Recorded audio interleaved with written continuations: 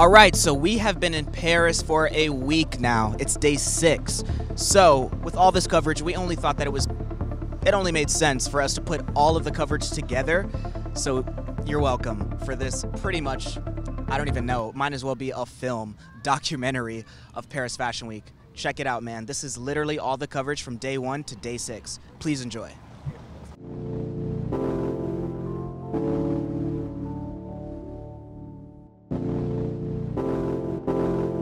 What's up? We are back in Paris. I'm Noah Thomas from Highsnobiety, and this is Spring Summer 2020 Paris Men's. Really exciting stuff. We're going to be talking to tons of designers, insiders. We're going to be talking to our editors here at Highsnobiety to see what they think of the new shows. There are a lot of new designers showing for the first time, designers that were showing for the first time last season that are now pretty much vets. One show in, but they're vets. Once you're in Paris, you get the vibe. You already know what it is. We're going to be talking to tons of people. Really exciting, so please stay tuned. What's good? We are here in Paris, chilling on some bikes with editorial director of Highsnobiety, Gian DeLeon. What is good? What's good, man? We're in Paris. We're in Paris. Okay, so a lot of exciting things. Obviously, Heron Preston is showing for the second time. Sander sees Marjan. He's going to show. Emily Bodie is going to show. What are you excited to see? Man, you know, I love Bodie. I'm really excited for that. I think Heron's going to really bring it this season. You know, he worked with New York Nico for these films. It really celebrates New York, real New York and Paris vibes. But I also just got the Louis Vuitton menswear show invite, and it is legit a kite. It's a kite. And I'm just like, all right, it's vibes. Like, just opening up, it's a green kite. Like, I don't know what to expect, but already that's like, okay, that's going to be a moment.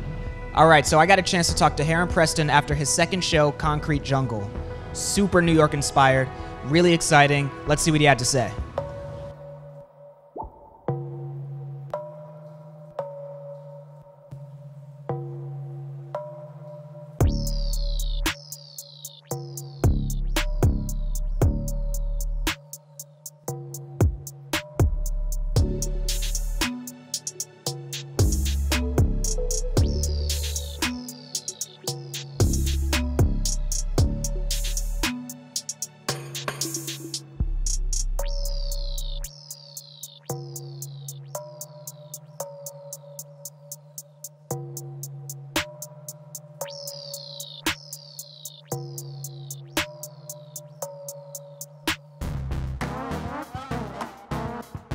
All right, so first off, congratulations, second official show. Yeah, second official runway show. Dude, man, it was like the most New York thing of all time. Talk about that a little bit. Yeah, I mean, I just kind of wanted to reflect on my life in New York. I've almost lived there nearly 20 years, and I just thought about just bringing this like vibe home and just reflecting on the city, and so that's where we landed on Concrete Jungle. You know, I work with one of my favorite Instagrammers, New York Nico, to film the footage, and I wanted to really create like a city vibe. Like, these are like dress codes for the streets, like big city life.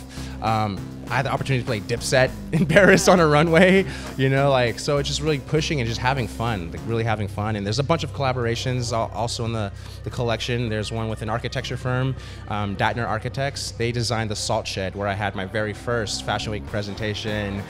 So it was like Tyvek foam suit that Alton came out and opened with. There's another collaboration with Levi's. There's one with Sammy Miro, vintage from Los Angeles.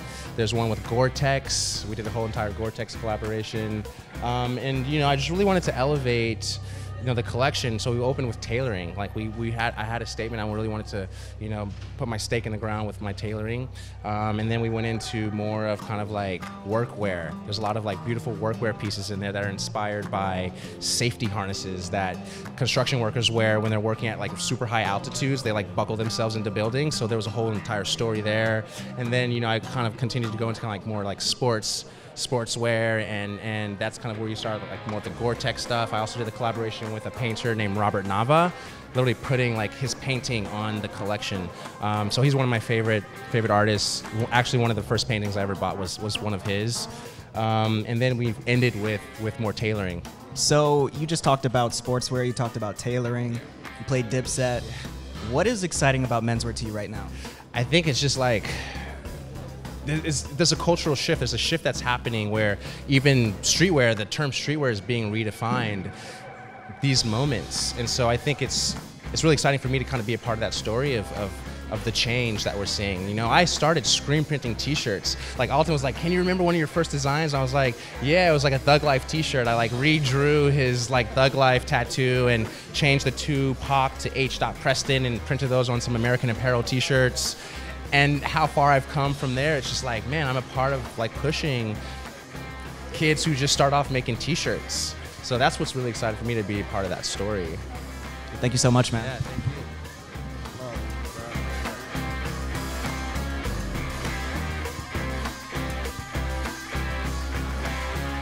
So we're at Champs-Élysées right now, about to walk into the brand new Galerie Lafayette store. There's a Fear of God pop-up. Jerry Lorenzo is there. Check it out.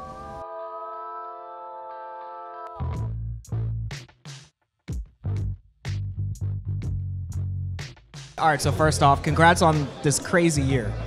Thank you so much, man. It's like we're halfway through, but thank you. I mean, it's already been so crazy, so right now we're just chilling right now. Like, what is this? Well, this is our like kind of celebrating our first delivery from the 6th collection. So this is actually the only store that we ship to in Paris. And so they just kind of wanted to celebrate the delivery with me in town. So I said I would stop by and we can celebrate together. And, you know, all of your friends are showing, you're showing. It's just like everything is going on. How crazy is it? I mean, since you've gotten into the game, like, for you guys to be the top guys when you come to Paris, like, how does that feel? I mean, it's humbling, but I mean, my goal was never to be like one of the top guys. I don't mind being number 5, number 10. My goal is to just be here forever. You know what I'm saying? So like, I think hot cools down, and so I never want to get too high on what's happening right now. I'm trying to set the business in a way that's like here for the long term. So when you try to, you know, not focus on the trends, focus on what's hot, what is exciting to you right now in menswear? Oh man, I don't know, man. There's just so many ideas out right now because there's a kind of remember when everyone wanted to be a photographer, then everyone wanted to be a DJ. I feel like everyone's designing and they're showing their designs on social. So I just feel like I'm getting flooded with like a million ideas, and so I'm trying to kind of look outside of like what's happening now and like continue to look in vintage where I always look. And so I'm inspired by things of the past. And what would you say to those young designers that do feel the need to get that kind of instant validation and always, you know, show their designs and their creations on the internet? How would you tell them to kind of, you know, focus and kind of let that marinate? Don't share it till it's ready. Don't share it till it's in the store. You know what I mean? Because ideas are getting knocked off left and right. It's a different day and age, you know, and I feel like the longer you sit with something, the better it's going to be, which is why we don't release collections on seasonal. We release them when they're ready because I've got to marinate with the ideas. I got to make sure that what I'm proposing is definitely worthy of being in the market. And so I guess what I would tell the young designers is as long as what you have to say is not being said, then say it. But if what you're saying is so much like what else is out there, then maybe this isn't the best field for you to be in. Word. Thank you so much. And also congrats again. I mean, like you said, the year's just halfway through, but it's already been so crazy for you, man. Oh, I appreciate it. Thank you, man. Thank you. Always good.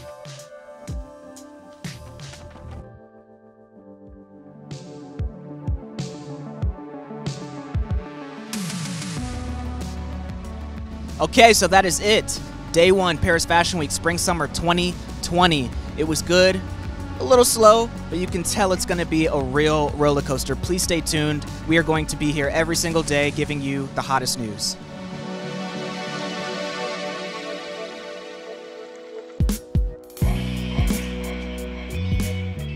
Day 2 of Paris Fashion Week. Yes, day 2. How are you feeling? I'm feeling good. How are you feeling? I feel amazing. It's day 2, but this is day 1 for you? And yeah, it's day 1 for me. Came this morning from London. Beautiful. Sat on your knee. Sat on my knee. Incredible experience. It's great. City of romance. It's balmy, sunny. It's only right. And today we're going to head up Off-White. We're going to Off-White. We're going to talk to some celebs.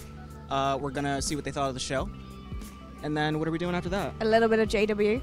Ooh! And we're going to speak to Jonathan himself. Let's. Find out everything about what SS20 is about for him. I'm so excited. Me too. I can't wait for that. Stay tuned. Keep it locked.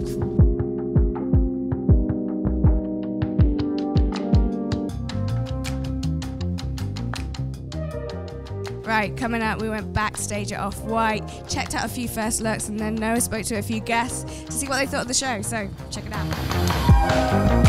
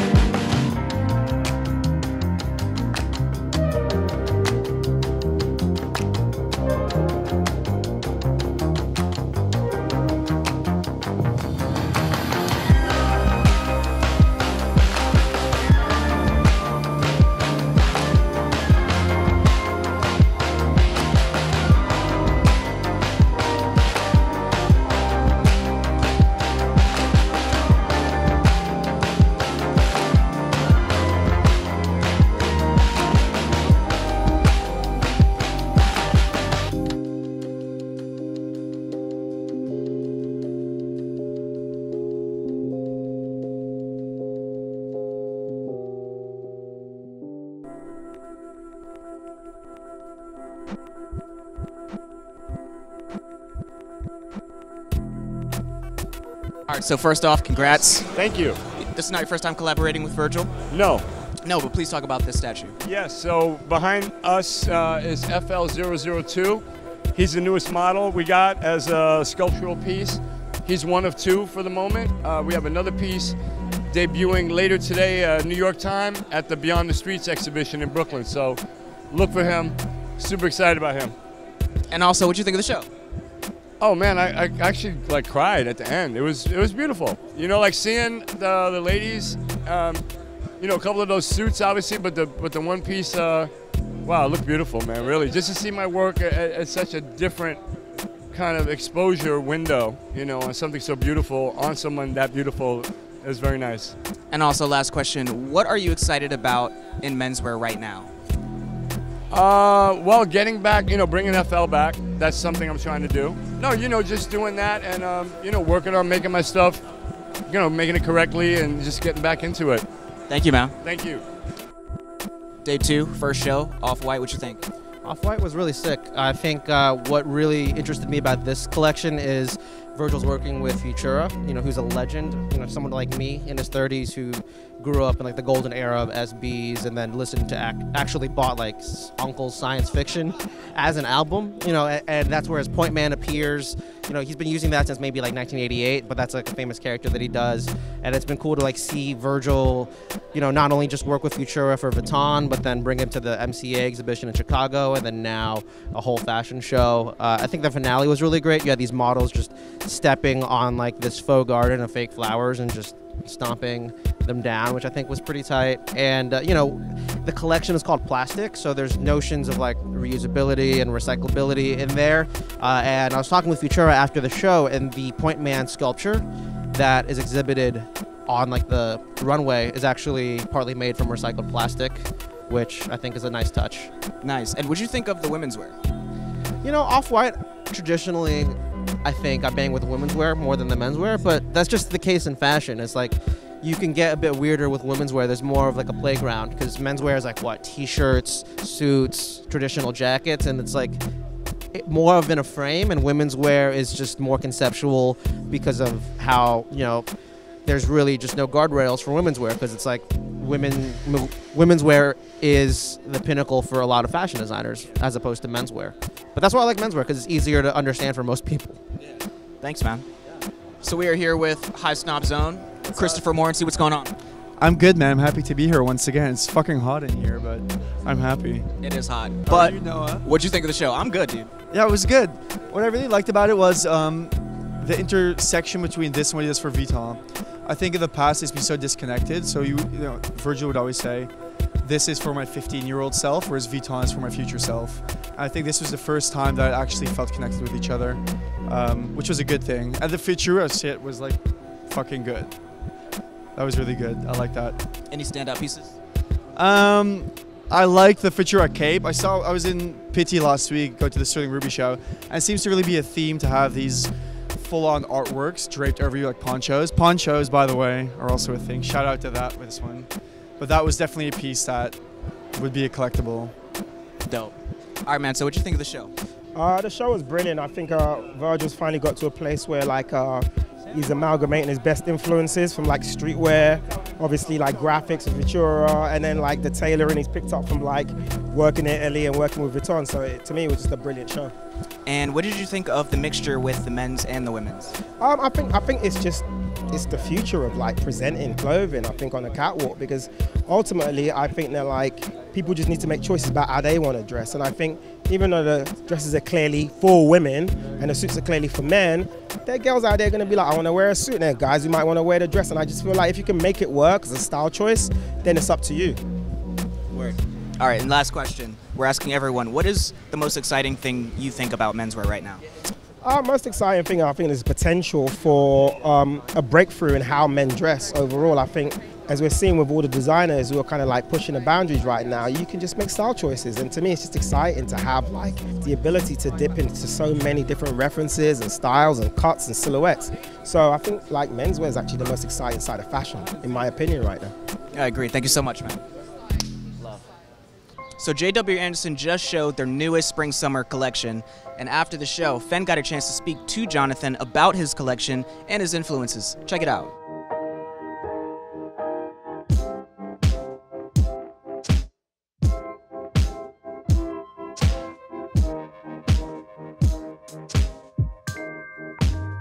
So, Jonathan, that was incredible. Thank you very much. Thank you. How do you feel? I feel really good. I always like the process of doing a show, because you kind of, it suddenly springs upon you, and then you've got to work through this process in a very short period of time and kind of enjoy it.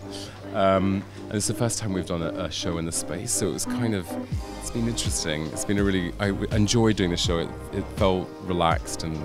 It is such a beautiful space, and you had such a beautiful collection. Like probably one of my favourites. Like, and every piece that, I mean, obviously a combination of women's wear and menswear, but every piece that went past, I was like, I need that in my wardrobe. And for me, it felt like the way that you integrated the artwork, because art and craft is your world. No matter if it's JW or Loewe, I just have this thing where I think there's so many talented people out there, and I just want. Anything that I can bring attention to is brilliant. And the way that you combine the two, I mean, it didn't really feel like you were combining the two. It just feels like... Well, it just is. Do you mean, they're not inspirations for the show, but they are kind of like, they're just, I think, how nice for people to see them, you know? And is it in a way that you want to educate people? Or is it just more for yourself? I think for people, I just want it to be like a kind of odd discovery. That they kind of, what is that, or why? Do you mean? So what is it?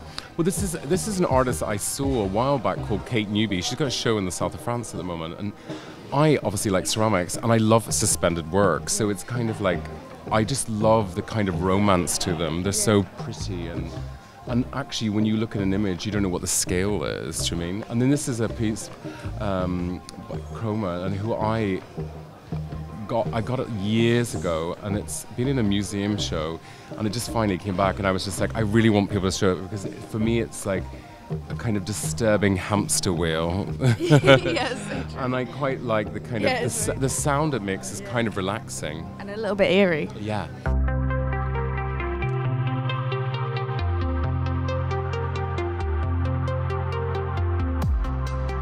10 years established, it is so refreshing to see what you're doing. And I think, honestly, in the way that you've obviously come from quite a commercial background in terms of you interned with Manuela Pavesi, and then so having that foundation, how do you feel like it's kind of set you up for the... You know, what was really amazing by working with Pavesi is that in a weird way, the window is nearly like one of the parts of the end result, but you've got to keep it exciting. And I think what I've realized is by doing all this, keeps it exciting. Yeah, and it is so hard to be exciting, I feel like, in this industry, because fashion is so fast. So how do you make... Fast, but I just think you have to keep your head down and only think about what you can contribute, and then the rest will follow. I think, you know, you cannot kind of be like a dogma to the entire system. You have to kind of just chillax a bit and just do what you feel is right, and sometimes you get it right and sometimes you get it wrong. You know, what we did today could be wrong.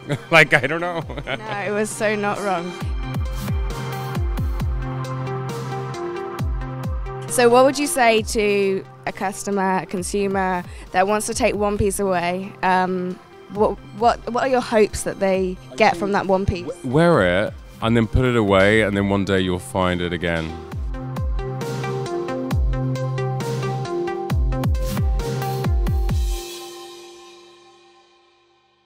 So day 2 is done. Done. But we want to hear what you think. So let us know. Yes. What are your favorite shows? What do you want to see? What do you think about Paris Fashion Week in general? And who do you want to hear from? Are there any like icons of yours that you want to hear from? Yes. Let us know and we'll try and like stop them. We'll try to get that. It's We'll try to get hard. that coverage, man. It is not easy, but we'll try. We'll Exactly. do it. You Take got one some for the clout. team. You got some clout. You can talk to him. Yeah. You know what I mean? Maybe. A little something. Maybe. Thank you so much.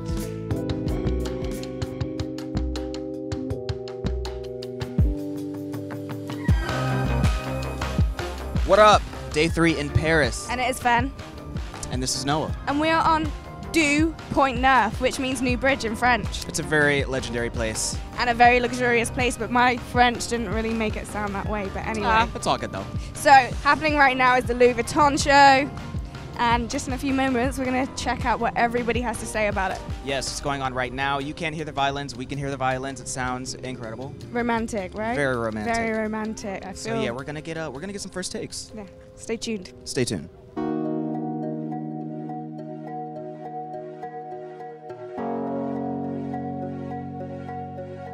Okay, so we are here with Highsnobiety's own fashion editor at large, Corey Stokes. What's going on? What's up, man? How are you? Good to see you out in Paris. So what'd you think of the show?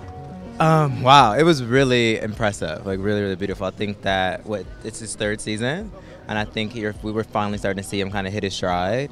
You know, I think it's always nice that he's like keeping these same silhouettes and these familiar, you know, items throughout the collection, but like elevating them, finding new ways to like work them into looks.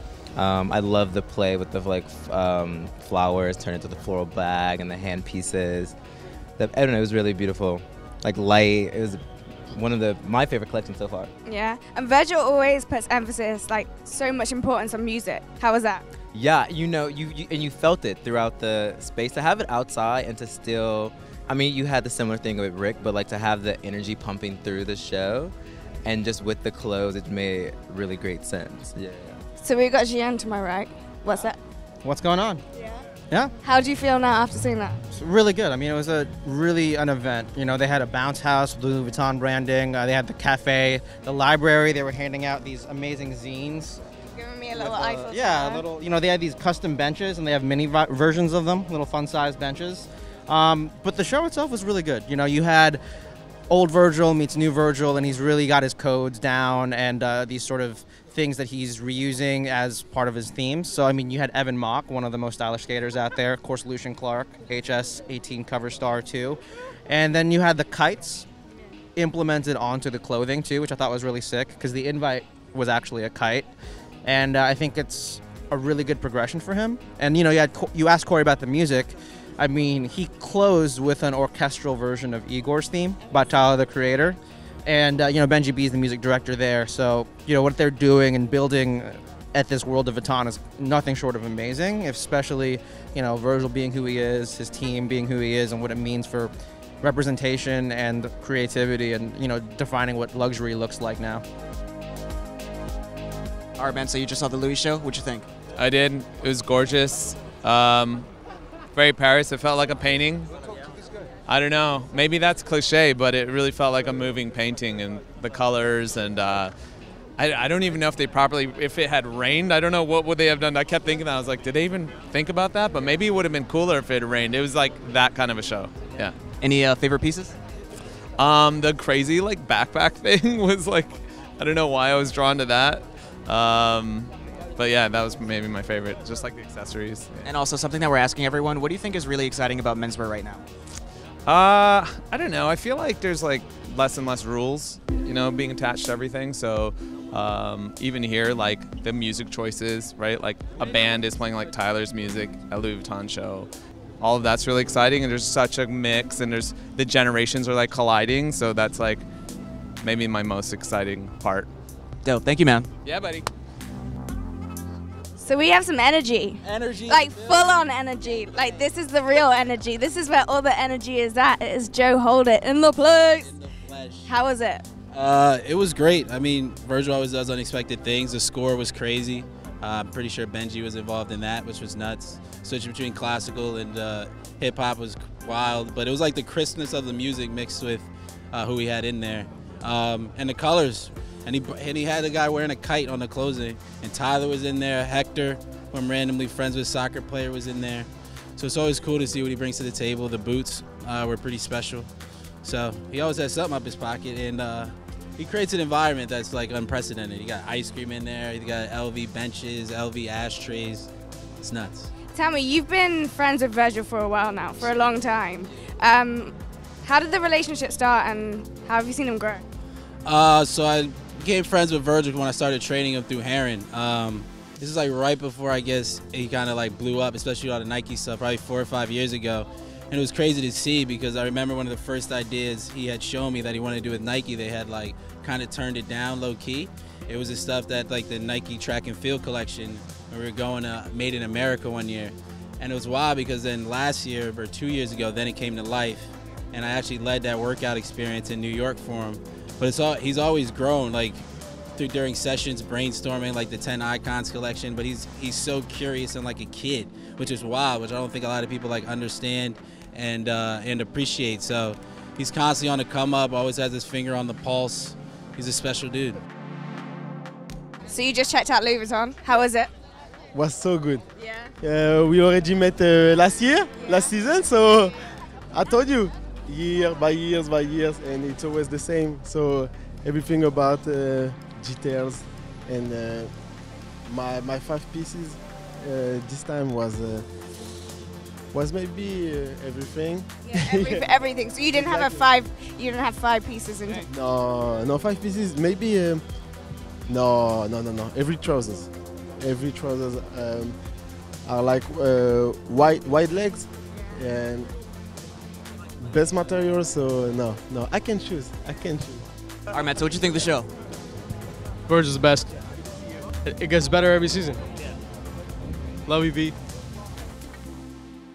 So you know how like every year Rick Owens has the best street style? The best, because he has such a cult following, so everyone just comes draped. It is looking always like a gothic ninja goddess. a gothic ninja goddess. Yeah. Right? So we went and checked it out. Checked out those gothic ninja gods and goddesses. Peep these fits.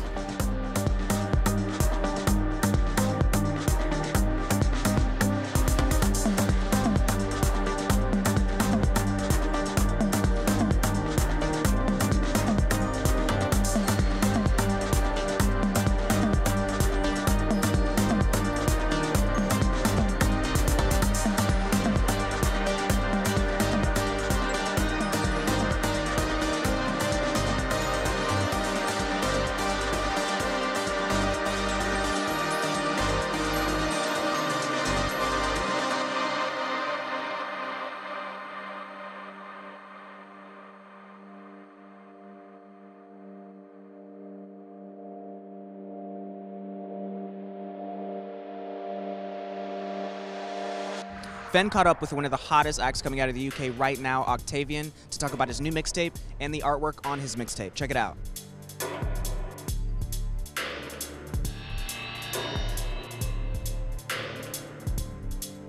Octavian, hello. Hi, how you doing? Good, thank you. I feel like every time we cross paths, I have something to congratulate you on. It's mad. You're like taking over the world right now. How do you feel? I feel great. I feel like it's a process, and I feel like we're getting there, man, slowly. So you've just bought Louis Vuitton? Yeah, we just bought Louis Vuitton for the 3rd time. It's good. I'm getting used to it. Yeah. As a kid, looking at you now, what would the young Octavian say? Because do you feel like this is all kind of a bit of a dream? Yeah, I feel like I'm very appreciative of where I am, but like as a kid, I was always like this kind of like tunnel vision person. if I wanted something, I'll get it, and everything around wasn't really important. So it's like, right now I'm just like in this tunnel vision of my big dreams, and I'm always appreciative of what happens around, but I feel like the way to move fast, to move efficiently, is to kind of focus on your goal and just kind of move towards that. It's kind of like climbing a mountain. I told Julie this the other day. If you're climbing a mountain, you just don't want to look back or sideways, or you just look up, and that's it, yeah. Speaking of doing everything, you pretty much are doing everything. You just come off the runway with Louis, then you played guitar, or you had a guitar debut, and then also Friday, you dropped Endorphins. Congratulations, that mixtape is pretty epic. You feel it? I'm feeling it, man. I was a bit nervous to drop it because obviously, like, so different, like, each song, and I didn't want to lose any fans, and I was like, oh no, I just released Bet, and now I'm gonna release a guitar song. So I was a bit nervous, but like, it's received pretty well. It's good. Obviously, you got ABBA on there, you've got Skepta, you've got A$AP Ferg on there. Yeah, man, it just came about. Like, I was just in LA, and I was just chilling, and people kind of gravitated towards it. We didn't really ask anyone to be on it, so it's just like very natural, and it's like sick. You didn't ask anyone to be on it?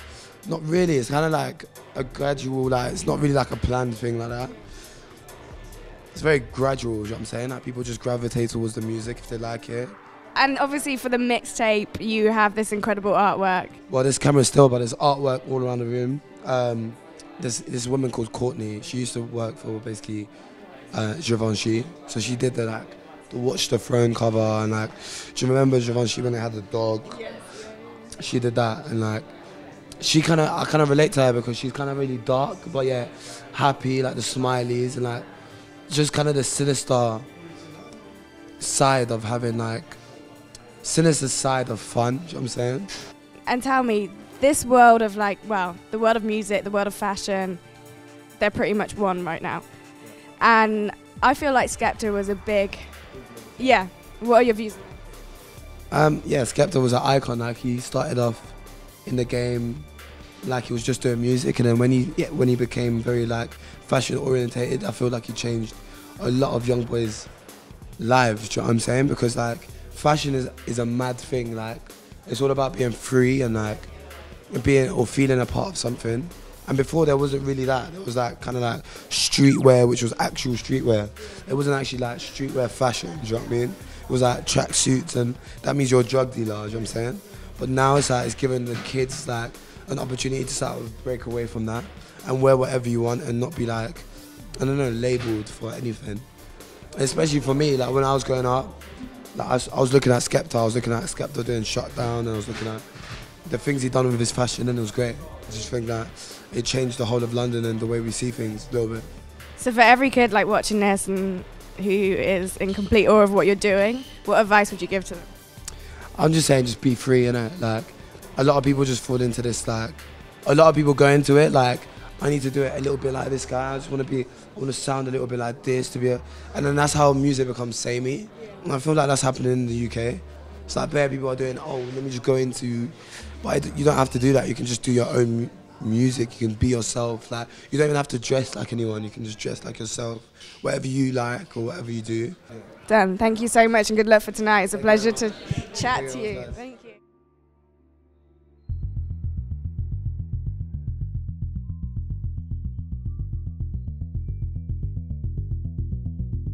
Okay, so we're here at La Pierre, that's the right way to say it, isn't it? With the Wonder Woman, Courtney MC, behind all of this incredible artwork. Tell me a little bit about the collaboration between yourself and Octavian. Well, he reached out to me when he was doing Bet, and he was like, can you interpret my music visually? And he did that amazing music video with him and Michael Phantom and Skepta, and they had like the girls twerking with the bunny heads, and I was like, this is my world. So I did this like little cartoon for him, and then it took off from there, and I did lit for him, and then Endorphins came around and they were like, let's just build a universe. So, and I think just speaking to him directly, we realized that we had so much in common in terms of like what our influence were and like how our moods affect our art. So somehow like our inspirations were like, oh yeah, we referenced that, I referenced that too. So it just kind of, it worked perfectly. So I was speaking to him earlier and he said that he pretty much gave you full reign on the project, which probably feels incredible to you. It's the first time in my life that someone said to me, do whatever the F you want. And I felt so, I felt it was like the perfect time in my life. Felt so liberated by that opportunity because, working in art or fashion, people don't often do that. They want to control you and say to you like, oh, I'm going to change, it should be more like this. And so for someone to say, do whatever you want, it was honestly one of the most touching experiences. And then for us to talk about it afterwards and for him to be like, you've just put into art what my music represents, we were like, it was really special. Right, coming up, our sneaker editor Chris Danforth went to Le Sentier. And he talked to the creative director of Salomon about the new collection and pretty much just the rise of the brand. Check it out.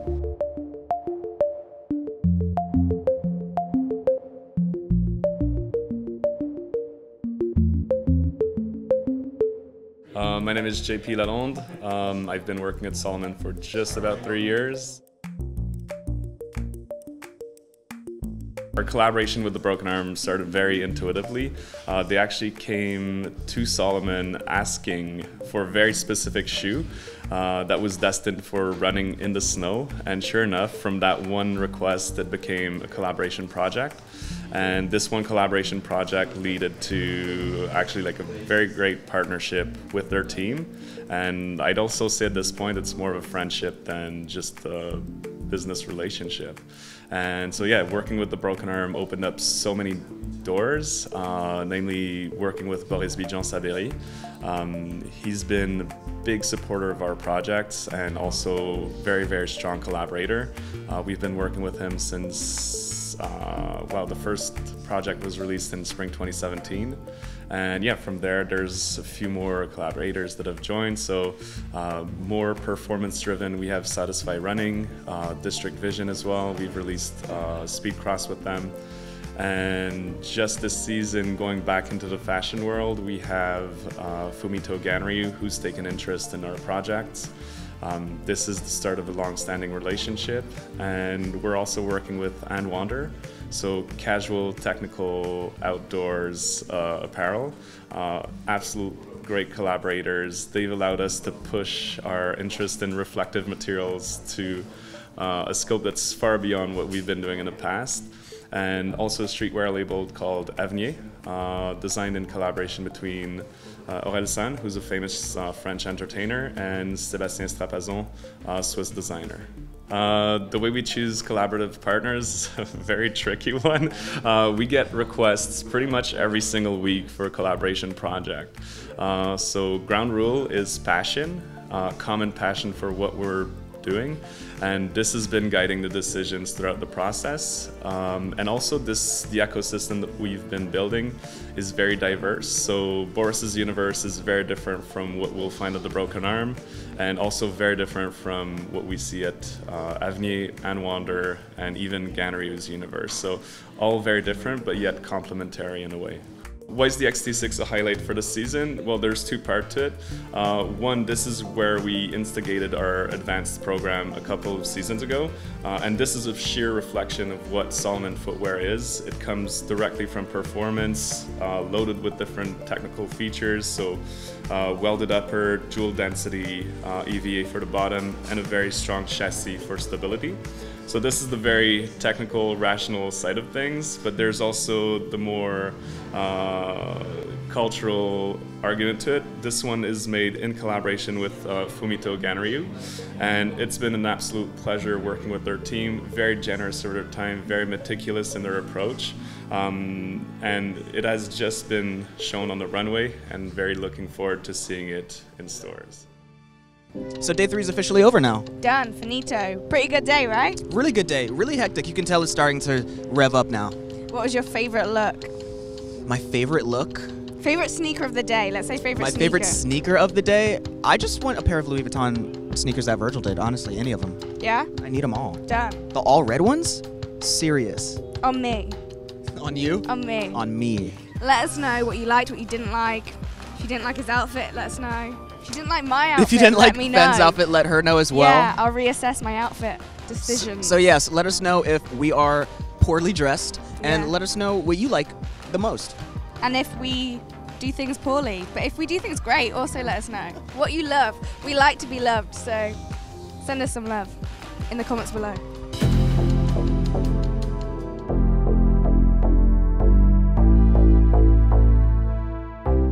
It is day 4 of Paris Fashion Week, 21st of June, which means it is Dior Day. Now, I have a backstage pass, so we're going to head backstage now and find out what Kim has in store for SS20. Let's go.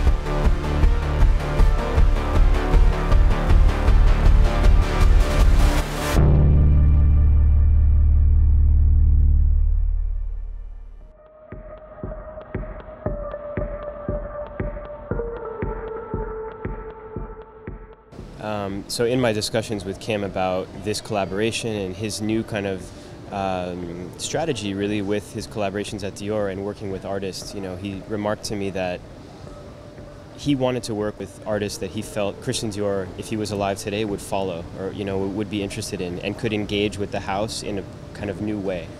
And one of our biggest approaches in starting this collaboration was to go back and spend a lot of time in the archive.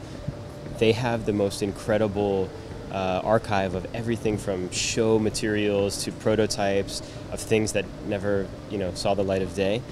And, you know, in that process, we picked out things that spoke to either, you know, one of us. And Kim's insistence was really about taking some of the material quality of my work, the crystal material, the manipulation of white as a kind of palette.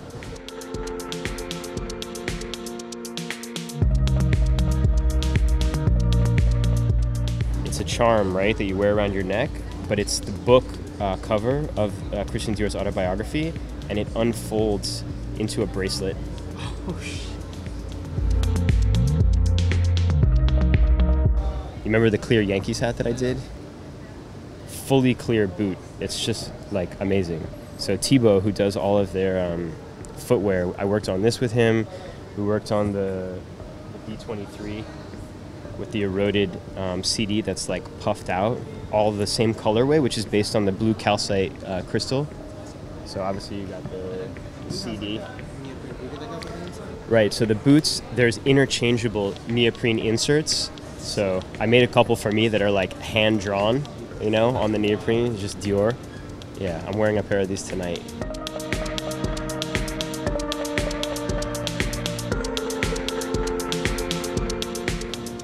So, you know, when you think about a house like this, and especially Dior, you know, in part of our research, we discovered that, and I didn't know this, Christian Dior had a gallery in Paris before he was working in fashion. And so he was obviously very much interested in art. Was the first gallery to exhibit Dali's painting with the melting clocks, right? And I think when you engage with an audience that certainly there's a crossover between a Dior audience and an art audience. But, you know, one of the things that I've learned from our friend Larry Warsh is about combining audiences and allowing the work to not only live in an art context, in museums and galleries, right? You reach a much more broad spectrum of population globally by introducing the work through these other means.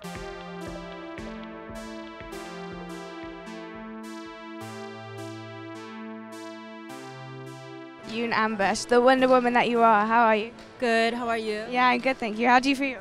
I'm feeling really good. I'm super excited. You're always just so graceful, so fresh, like no pressure. It's like a breeze for you. I'm having fun. That's why. So talk us through the collection today. What are we looking at? So, as you can see, we have a special collaboration with Daniel Arsham. I tried to capture the same texture and the vibe that he created through his art pieces. So you can see it in matte white, you know, in pink. A lot of stones and crystals that we added, like sandblasted.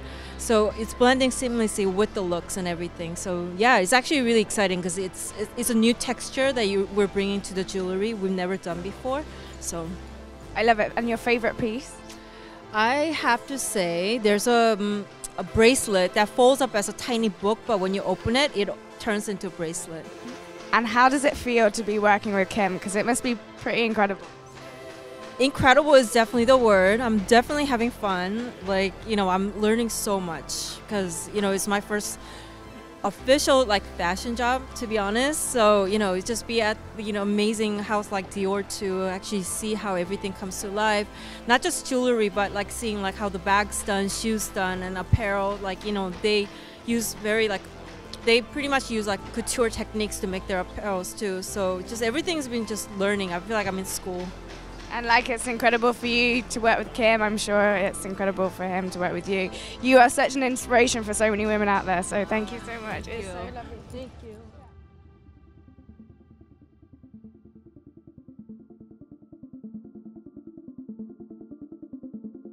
It's an honor. How are you? Fine, fine. Very excited to be here. Yeah, what's going through your head right now?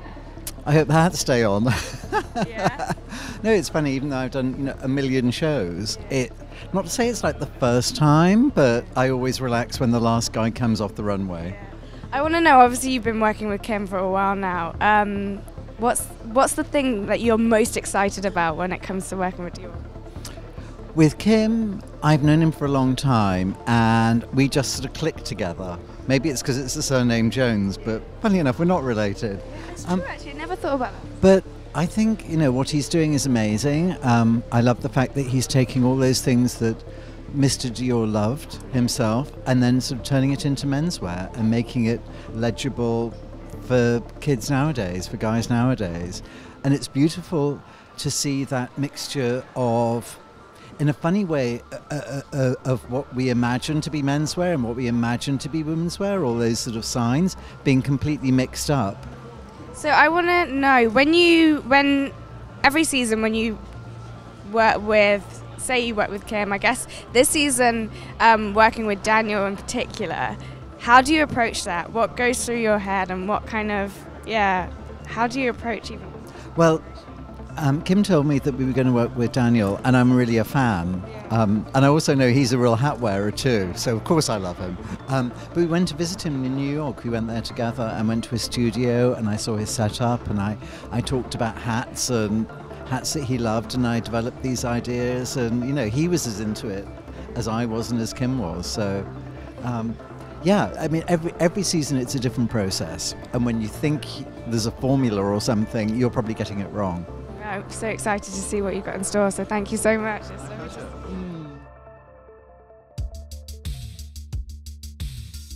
Babaca, how are you feeling? I'm not too bad, I'm not gonna lie, not too bad. Middle of Fashion Week, got Dior coming up, you know, a much anticipated show. Have you tried out your kit yet? Yeah, I'm wearing like a full jumpsuit, and I've got those, like they did a collaboration with this brand, and I'm wearing like big suitcase thing. Yeah? Yeah. And how do you feel? I mean, I'm ready. We're walking on sand though, which is a bit tricky, but I used to play like a lot of, you know, beach volleyball, so I'm used to it. What do you love about Dior? Man, I love, obviously when Kim came, like he added a bit of, he put his own twist to it, you know, with the whole fonts and that. Like it's very fun. Like there's a lot of Paris shows, a lot of Milan shows where it's quite serious and that. But do you know what I mean? Look at the crazy sets. Like the walks that we do are out of the ordinary. Do you know what I mean? So I just like, you know, the rule breaking and like making something new, and like it's always, I don't know, man. It feels fresh, new, spontaneous. Like, yeah. Lewis, you're about to walk the runway for Dior SS20. How do you feel? I'm quite nervous because of the sand, but other than that, it's quite chill. So tell me a little bit about your look today. My look, I have like a pink bomber jacket and beige trousers and beige shoes. Yeah, it's quite nice. It must be incredible to be walking for Kim's shows just because the energy is epic, right? Yeah, like the people are so nice. It's so chill atmosphere, so you don't get too nervous because everyone's so nice. Everyone's just chilling. Well, all the best of luck. It's lovely to chat to you. Thank you. So, Valentina, just saw you sat on the steps before Dior. What is it like walking for Dior? As a French person, it's such an honor to do this because it's a really huge French family, house, you can say. So yeah, it's an honor, and it's always a pleasure to do this. So tell me, what is your look today? I have like a see-through shirt with a beautiful kind of blue flower. You're gonna see it. So obviously Kim's been at Dior for just over a year now. What are your feelings on this? He's done an incredible job, right? Of course, it's like there is always the really classy, the Dior spirit with the Kim touch. Yeah. You know what I mean? Yeah. So this is the hardest thing to do when you go into a big house like Dior, is to respect the house and to make your touch, to put your touch on it. As a model, I wish that they could have the chance to work with him because he's really lovely with us, he takes care of us, and I think it's really important in the fashion world to have designers like him. It's really important. It's so lovely to meet you. Thank you so much.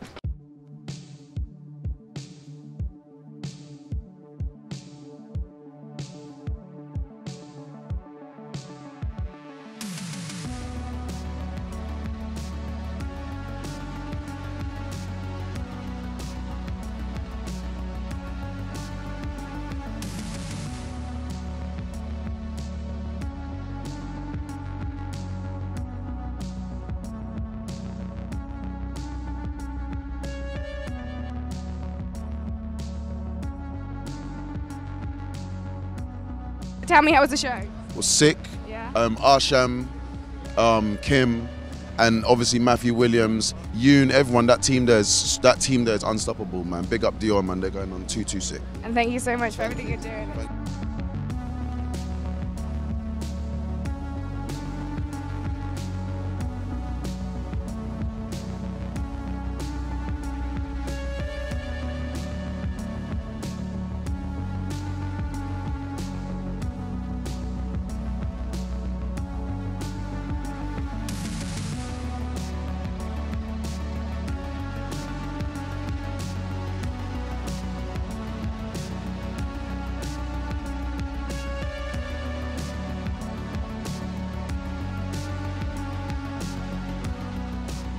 Dior SS20, how was it? It was excellent. First and foremost, like the production was incredible, beautiful, felt very effortless, and it felt like high art. Obviously, Daniel Arsham is just exceptional, but then kind of in conjunction or against the clothing, it just felt like a whole different world. So Kim killed it, man. Beautiful, beautiful collection. I'm super excited to wear it. So thank you so much. Thanks. Enjoyed the event.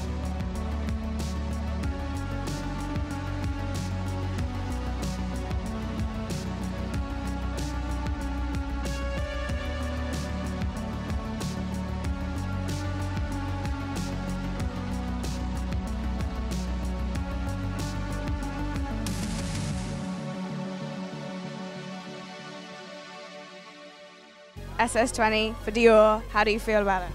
You know, Daniel Arsham is an artist that followed pretty much most of his career through Snark Architecture and now, and I think, you know, seeing him come up and just watching his evolution and progression, seeing him work with a luxury brand at the level of Dior is really amazing. And for Dior, I think what the capabilities of the atelier are, the way that they were just able to recreate his work in clothing, but also in accessories. Like, you know, you might not be able to tell, but some of the sneakers are inspired by the blue calcite and the rose quartz that actually colors Daniel's works naturally. Like, there's this crazy basketball case that is also a necklace. Like, you can kill the accessories, and it opens up, and it like has these pieces of crystal in it. I mean, the setting was really good. The soundtrack was amazing. It was like some Malcolm McLaren, Honey Dijon did it again. So it was a good throwback, and I think, you know, it really speaks to the similarities between what Daniel does as an artist, which is sort of a time traveler. He looks at objects of the present and puts them in a future context. And Kim, as a designer at a house, is kind of always having one foot in the past, looking at archives and really thinking how to make it happen now. And I spoke with him backstage, and most people don't know that Mr. Dior also had a gallery. And that was like a big inspiration for why Kim works with artists today, and it makes sense. And I think it speaks to young consumers and older consumers and finding new ways to tell stories over and over. And like you said, you went backstage earlier today. I want to know, you've got a first look at some of the pieces. What piece really impressed you? I've got to say it's these clear hiking boots. I don't know what they're made out of, but they have like these crazy neoprene sock liners that are interchangeable that mimic different aspects of Daniel's work. Those are definitely a must cop. And let's talk about the way that the lines have been blurred in that sense of like sportswear and looks. When I wrote a cover story with Kim, he sort of said the term streetwear is kind of outdated. And, I think we can safely say it is obsolete. I mean, it's just casual sportswear worn on the street. I mean, we live in a world of $800 hoodies and amazing Uniqlo collections. It's that high-low dichotomy, but I think the intent of the design and the collaboration with artists like Daniel Arsham, Hajime Sorayama, and Cause really elevate, Humble graphics to a different level, and then the way that they spread into the rest of a line really manifests in like a new sense of luxury. So for kids out there watching this film, watching what we're talking about, what do you hope that they take away from this collection?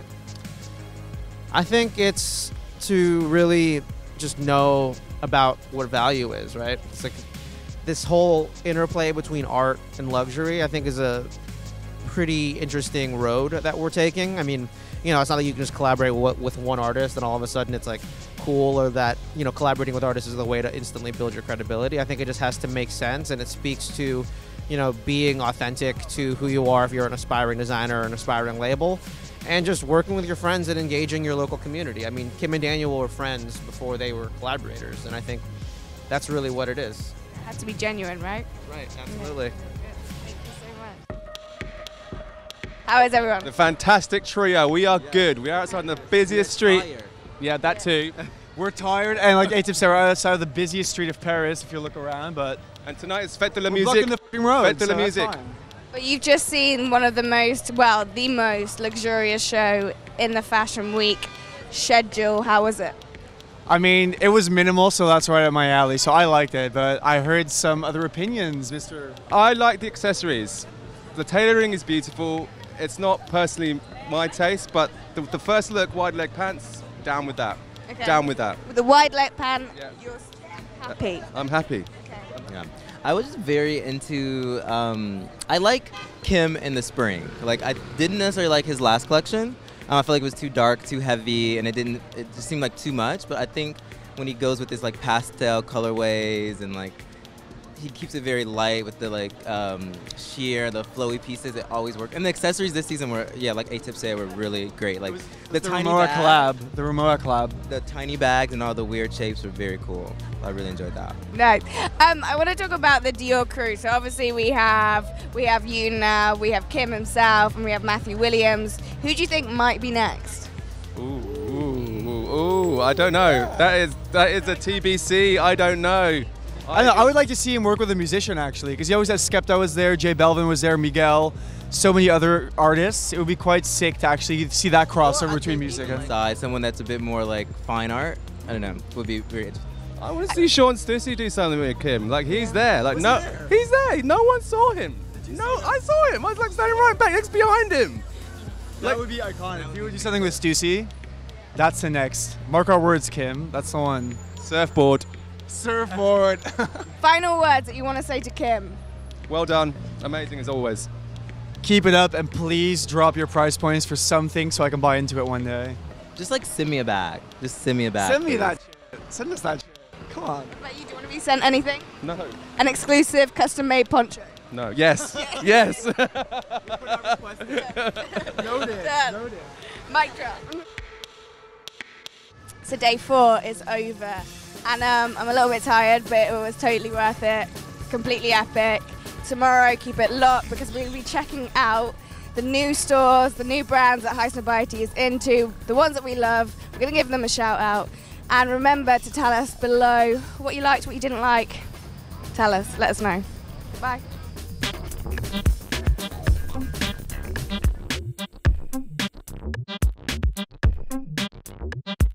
What is up? It is day 5 of Paris Fashion Week. What's good? Can you believe it's day 5? I know, it's pretty weird. I feel like Paris Fashion Week is one of those weeks that goes really slow but really quick at the same time. Literally. There are so many things happening. You're like left, right, center. It's just all one day, honestly. Yeah, it is. Right? It feels like today that we got here, Exactly. and today I leave, tomorrow you leave. Which is, I don't want to talk about that because 48 hours left. It's so beautiful here. Where are we? Yeah. We are in Rue Combo, which is the street that the first ever Chanel was placed. Wow. I'm going to say placed because I don't have another word, but placed I sounds like good, place. like- That's beautiful. Yeah? You know, it's like a universe thing, like place. Placed. And that is where we are. Mhm. Today we have some pretty epic things coming up, so stay tuned. Keep it locked, you know what it is. And speaking of epic, your outfit is epic. My outfit's epic. Yeah, Your look at outfit's this- epic. Look at little- this. But look at this. But look at this. But look at this. Okay. Well, stay locked.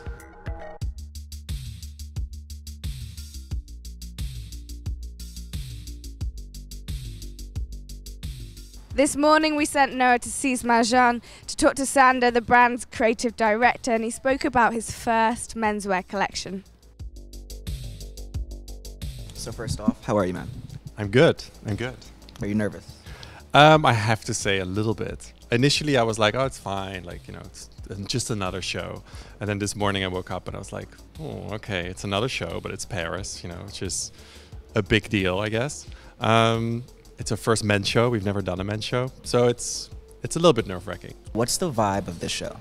Well, the vibe of the show is a few different things. It definitely has a lot to do with the idea of masculinity, the idea of male sexuality, sensuality, fragility, but it also has to do a lot with this idea of pure luxury, you know, which is almost something that has been disappearing a little bit, you know, and it's something that I really, nothing makes me happier than just an incredibly well executed, perfectly made garment. And I think it's kind of the combination of those two things together is what the collection sort of is. How do you balance, you know, that kind of very soft, graceful kind of, you know, vibe mixed with the person that's a little rougher?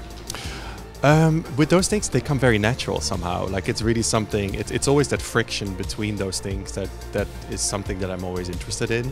And it's something that for me, it's how I see things, it's what I react to. Like I do everything very instinctually and gut feeling wise. So sometimes I don't really know what I'm doing. I just know that that is right and that is wrong. And it also sometimes happens that I don't really know what it is that I'm doing till after it's all done. So this is one of the very few times that I kind of realize what it is that I'm doing. And it's really, that's kind of what Cise Marjan is for the men and for the women. You know. So we're going to see a lot of natural fibers. We're going to see a lot of shiny materials. That's something that, you know, we've always done and something that we sell really well, that we're known for. So a lot of satin kind of textures. But then there's also a lot of leather, a lot of crocodile embossed leather, and a few prints, but very, very like minimal. It's a lot about color as always. So there's going to be a lot of different types of textures. It's also a fall collection and a summer collection combined. So it's kind of seasonless. Well, actually, no, it is as much season as you can get. It's the opposite of seasonless. It's like all seasons, exactly. Man, I'm excited. I really want to see the clothes. I know, me too.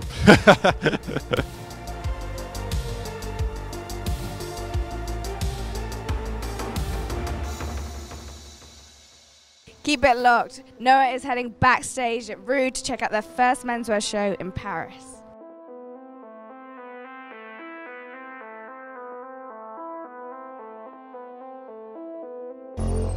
All right, man. First off, you know this is a major congratulations. Thank you, thank you, thank you. Major. Really? First off, like, the minute you even, like, type in Rude, dude, our interview from last season pops up. That's crazy. And it's crazy, like, we were in that showroom, and now, dude, you have an entire school. Man, it's an honor. Thank you to my team. Yeah, man. my So, team. What was the influence when you were like, all right, like this is the direction I want to go in?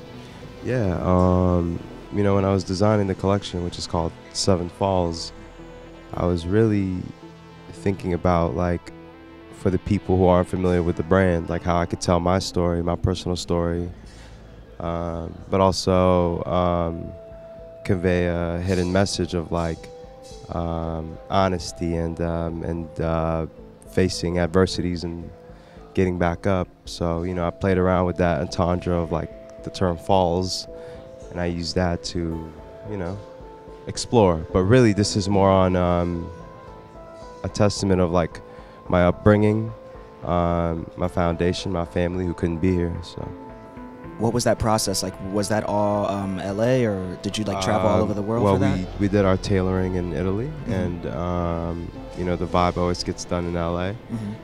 More so, I think the focus for this collection is exploring how we can, you know, open up new categories and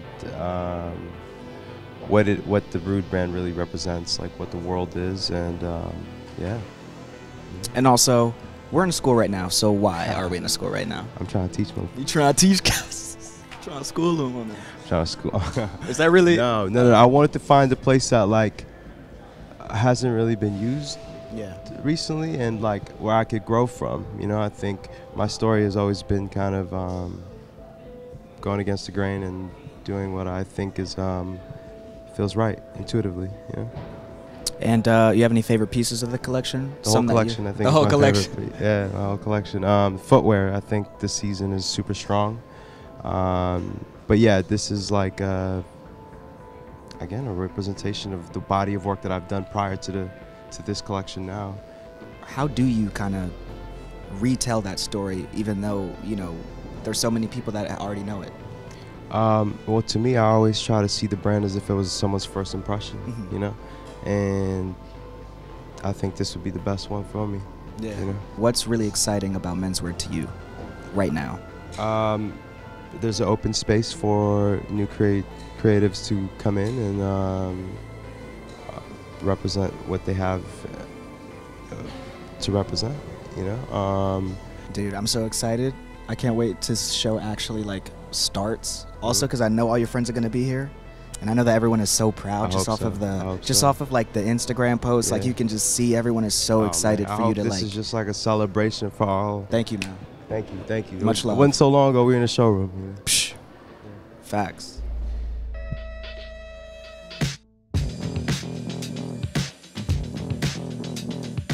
So we just got finished seeing Ruigi's first presentation. How crazy? It was so good. I mean, I've been following him, Ruigi and Rude, for a minute now, you know, and I think that this is kind of like that next level, that next step for the brand. And I love how he didn't, you know, I feel like he didn't put too much pressure on himself to like change it up too much because it's a presentation.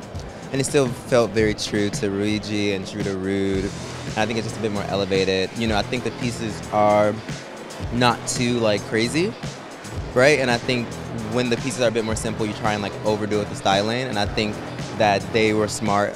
Him and Matt Hinton were smart in keeping it very chill, very simple, not trying to do too much with the styling, but it still looked so good. The accessories, those bags, like were amazing. You know, the footwear was great. Just a really great collection, cohesive, wasn't too many looks. It was like perfect. Coming up, Noah spoke to one of his favourite new designers, Reese Cooper. And Noah has pretty good taste, so I'd stay tuned.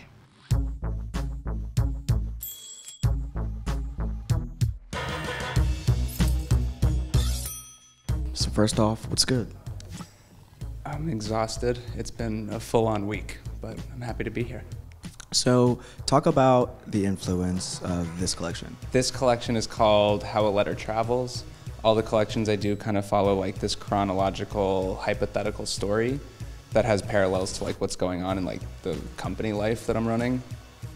And so this one is like, the basis is how far you're willing to go to like get your message across, deliver that message. And it's also like the parallels, like it's just getting to that point. It's like, all right, let's prove that we can take this seriously. So we just got like the CFDA, VFF nomination, and this collection is like the most elevated one I've done, like less streetwear than ever. And so it's kind of just like pushing that message. Then also just like, where do you take it from the last collection? That was my biggest thing after hitchhiking, and then this is what came out of it. When you have the concept and you start to get into designing, what is that first thing that's like, all right, this is how the collection's gonna look? Is it like a certain fabric, or do you walk somewhere, see a movie or something like that? It's usually like based on how it's all kind of following this story. I kind of think of like, all right, how do we want to progress this story? And then just taking it from there, picking like the color palette that makes sense, figuring out like where it's going to be shot before I even like pick the fabrics, and then just making sure everything like works as this like cohesive scene. And something that I'm asking everyone that I'm interviewing is, what do you think is exciting about menswear right now? How inclusive it is. The fact that I can do this and be in Paris and be around you guys and everyone. It's just like a very inclusive scene right now. Like Virgil, Heron, everyone doing their thing. It's very different than 10 years ago. And that kind of opened the doors for people like me to be able to come and show this stuff. And now we have to look at some of your favorite pieces. Okay. Yeah, let's do it.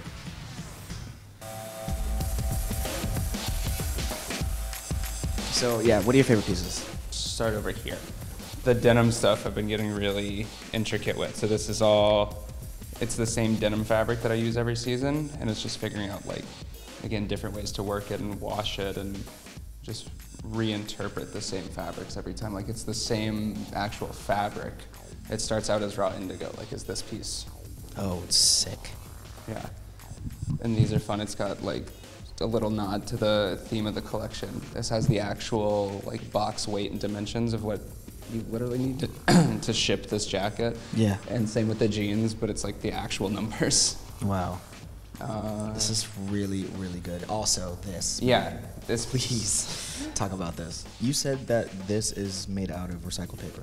Yeah, it's like 70-30 recycled paper and cotton. Just like as another nod to continue this collection, because it's all about the literal meaning, like how a letter travels. So it's like the recycled paper. And the embroidery is the blueprint of the post office in the town that we shot the lookbook. And it's just like full panel embroidery. The graphic goes straight over the back into the collar. Would you say like this is the craziest piece?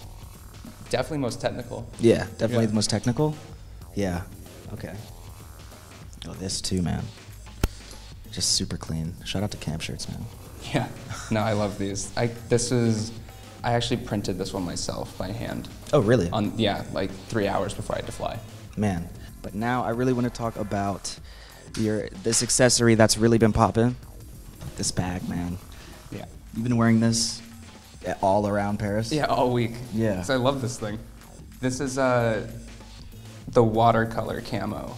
So I couldn't find a camo fabric that I wanted to work with. Mm-hmm. And so I was just messing around with, like I went to the art store at like just before they closed, got a whole bunch of watercolor stuff, having never done it before. I was like, what do I need? Yeah. Did like 10 little camo patterns on paper, scanned one of them, rearranged the colors, and turned it into a repeat pattern. Printed on linen, cotton, and leather.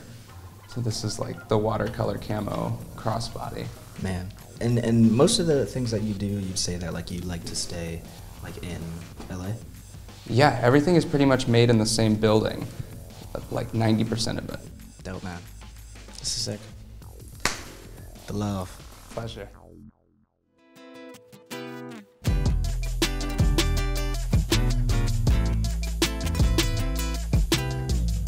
So when Highsnob go to Paris, we pretty much go all out. We get all the team down. Come on. Literally, the entire office is here. Mm-hmm. We threw 2 bangers. 2 events, not Yes. one, but 2 events last night. Duh. The very first one was a zine with Sif. Yep. And then we went to Jungao, and things got a little messy. If you weren't there, you were probably square. Definitely. Check it out.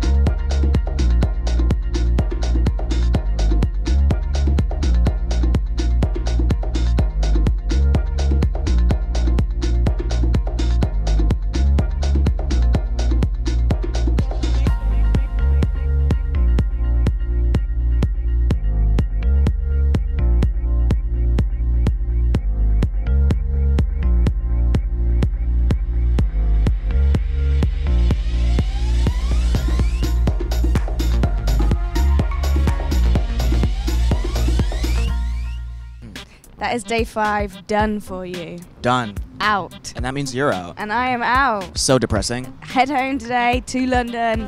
You've got 24 hours left. How do you feel about that? I mean, I guess I just have to keep running these streets like a hooligan. It is what it is, you know what I Take mean? one for the team. Dolo.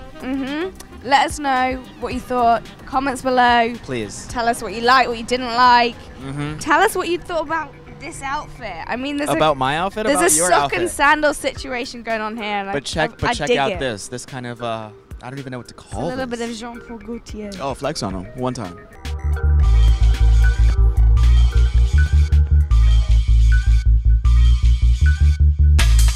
What's up? I am Noah from High Snob, and this is day 6, the last day of Paris Fashion Week.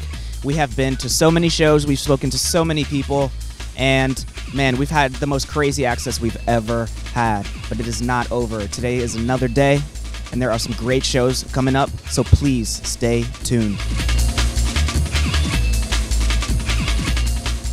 As usual, Matt Williams always shows the leaks. The last day of Paris Fashion Week, which makes it really special. We got a chance to go backstage, we also got a chance to see the show and speak to some of the best people in the front row on their thoughts of it. Really special moment. Check it out.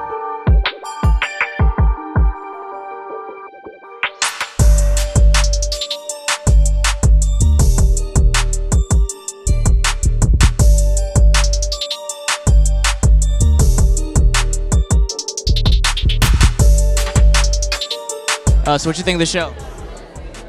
Matthew's the GOAT. GOAT. You wear his clothes all the time, man. So, you know, how crazy was it to like see his wife walk the show and to see all that love? Yeah, no, I don't know. He's like very personal with his shit, innit? Like everything Matthew does is like personal to him and his family. Like even the name of the brand, everything about the brand. You know what I'm saying? So it was inevitable that one day she was gonna walk. Jen's a beautiful woman, man. So yeah, it was sick. I was happy. Thank you, man. All right, man, so what you think of the show? I thought it was really good. I thought it was a level up, as it always is. And I hope it has that. I hope that they're the underdogs forever. It's more exciting. Yeah, I loved it. I really, really loved it. Thanks, man. All right, man, so what you think of the show? The show was amazing. Obviously, the design and the clothes that Matthew accomplishes, it always executes at 100%. And the music was amazing. The venue, beautiful. I loved it. And what'd you think about his wife walking the show and that love that he got? Oh, man. I mean, I was with Jen the other day when she told us she was going to do it, and we were so hyped. And to be honest, obviously I wanted to see the collection, but a big highlight was me looking forward to see her walk the runway, and she killed it. She killed it, man. Thank you so much.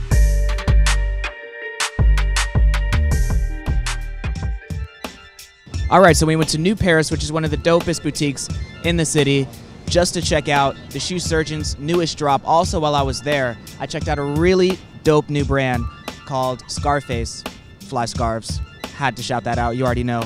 And we also caught up with the Shoe Surgeon at his workshop in Paris, which is the first time he's ever brought it to Europe, so it's really special. Check it out.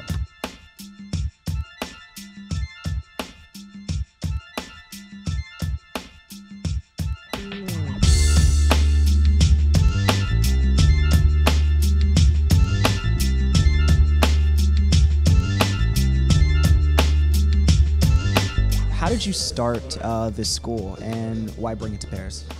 I started the school about 4 years ago, and I had a mentor that makes cowboy boots, and we always spoke about having like a workshop or like a trade school, like maker school, because it doesn't exist. So 4 years ago, I had my first class in Brooklyn, and the response was amazing, so I continued to build it. And there's just something really amazing when you get the energy from all of the students. You can't even describe it. It's crazy because when I walked in and when I heard about it, I was like, oh cool, kids are gonna be just like painting on shoes or like switching laces, but they're making like a whole shoe. Yeah, no, it's pretty intense. It's a 4-day class that's I would say it's like 10 to 12-hour days, but it's a lot. So they completely take apart the shoe and pick out your materials, design it, and then cut the materials, and then sew it, and then last it, and put the sole on it. It's a lot. That's really a lot, and I heard that they like eat with you guys and like really hang out. Like it's a very family-oriented thing. So I think that's really cool. But what we really have to talk about are these, man. Yeah. So I went to New yesterday, and check these out. Also, the super flexes that use the fragment bottom. So just talk about you know, why the City of Lights. Yeah, I wanted to. I knew I was coming to Paris, and this colorway like reminded me of Paris, and all of the lights, like it glows in the light at night. It reminds me of just like the lights in Paris at night. So I wanted to, you know, be able to drop the shoe while I'm here in Paris. And why exclusively to New? Why exclusively to New? We worked with them, I think a year ago or 2 years ago on a project. So it was good to be able to be back with New and you know, do it there. That's deep, man. Well, thank you, dude. Love. Thank you.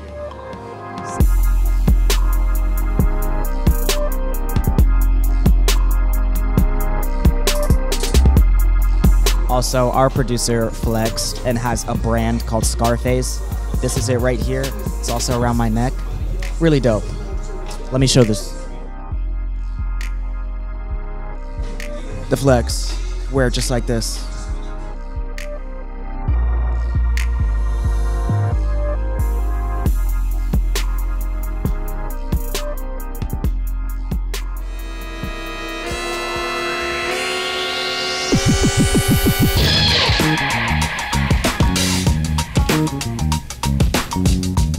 Are we rolling? What's good? Paris Fashion Week is officially over, and I'm here with the beautiful, very talented, my friends, my colleagues, the editors here at Highsnobiety. What is going on? I mean, you went a little far calling us all friends, so. What'd you think of this Fashion Week? Honestly, I feel like this was a really important one. I actually asked every single designer that I talked to, what do you like about menswear right now? And they all said the inclusivity. So what do you like about menswear right now, and what do you think of the season? No, I mean, I like that it's not necessarily menswear anymore. We had Sakai, Chitose Abe showed both her pre-spring resort collection, women's wear, and the men's line to really emphasize how similar they were. You had a lot of women's looks also on the runway at Alix. I mean, even Heron Preston, Off-White had some like women's looks.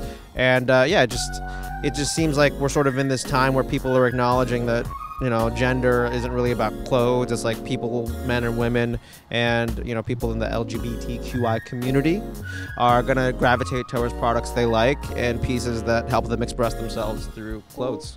Max, what did you think of this Fashion Week? For menswear, most of it felt like women's wear this season. Lots of skirts, sneakers are out, high heels are in. Paris Fashion Week, for me, has been a massive transition, or just a continuation of that transition of what we've seen happening in menswear the last 2 seasons now, where kind of athleisure sportswear is kind of dying a little bit of a death.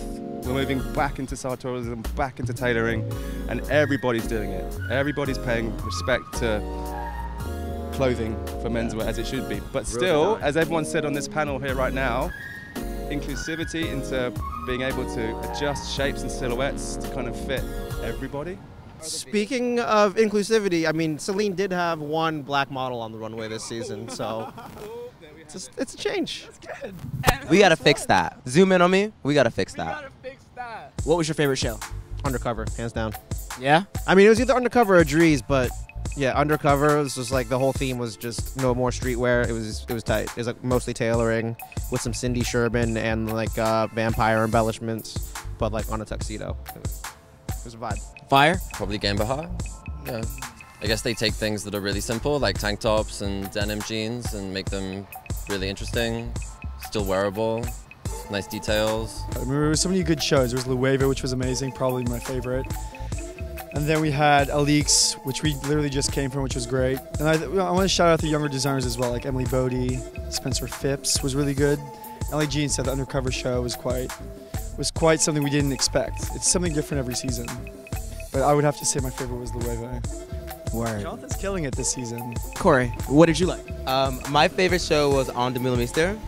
I'm just a fan. And it was just so pretty, so beautiful, so poetic. Just, you know, the casting was on point, honestly, and men in women's clothes or women's, you know, it's just like the line is starting to blur even more, and I think you know, the brand on the Booster did it so well. I think my favorite of all the shows is Emily Bodie, dude. It just was it was just so beautiful, you know what I mean? Also, favorite pieces. Shout out Game Baha again. They made a tank top, like a double strap going down the back, with an evil eye on the front. It's me all over. I'll be copying next year for sure. I'm gonna break it down. Favorite accessory, the Dior Daniel Arsham eroded saddlebag. It's gonna be like a house to buy it, but whatever. The B24s in that collection with like the blue and pink gradients are also sick, but my favorite sneakers are probably the new Louis Vuitton like runners. Those are hot, but the code of the season already, I'm calling it, for Spring Summer 20 is the Drees Sunflower jacket. It's so good. I have two things. First of all is the Bodhi jacket that she has every season, but with all the little flags. And the second one is the Alik shoe and shoe, as he calls it. He did the new colorways this season in brown, which was crazy nice. Slip-on? The slip-on. That's you, man. You're the slip-on. Jill Sanders again, like that super. It was like a metallic, little small, looked like a cigarette case almost that they had walking on the runway. Also, the netted bags at Lanvin this morning were really great. Like a nice little beach bag. You can throw like a towel in it, just like some. I don't know. I loved it because it's like you can wear it to the beach, you can wear it to the office. I want to shout out Dunhill. They had sick accessories, and I know that's not going to be your favorite one, so I'm just going to go ahead and shout out Dunhill. So fire. Leopard print, Drees, long coat. So that's just me all over. Yeah, Drees was really But pretty. also the Rimowa Dior. All right, but something else. Tons of collaborations happened this fashion week. Like, everyone had at least one or two things that they were working on with other companies. So what were some of your favorite ones for, collab-wise? Man, Nike had a ton of great ones, but the one that speaks to me the most are the new Comme des Garçons Air Max 95s. But second honorable mention is Sacai with the big Lebowski on the quotes on the shirts, which was just totally my language. I personally love the Rude Terry Lazare sunglasses. Fire. Fire. I really love the GmbH Asics, the new colorways were really great. You know, I have a pair of the first ones, and I'm excited to see that collaboration still going on. I know I already mentioned it, but I'm sticking with that Dior Rimowa. Yeah, it's good. It sticks in your head. You want it. Yeah. All right, so guys, Paris Fashion Week is officially over. Thank you guys for joining me. I know some of us have flights in the morning because you have to see Jacquemus. So your fashion week is not over. We have to go on flights, and we also have after parties to go to because this is what we do in Paris. So much love to all of you guys. Peace. Peace. And that's it. We are done. If you're watching this outro, that means that you literally sat through 6 days of coverage. You're a legend. Let us know what your favorite show was, what you think of Paris Fashion Week in general, and what do you want to see. We will be back next Paris Fashion Week, you already know, with better coverage than this one. That's going to be hard to do because we killed it. Let's be honest. Peace.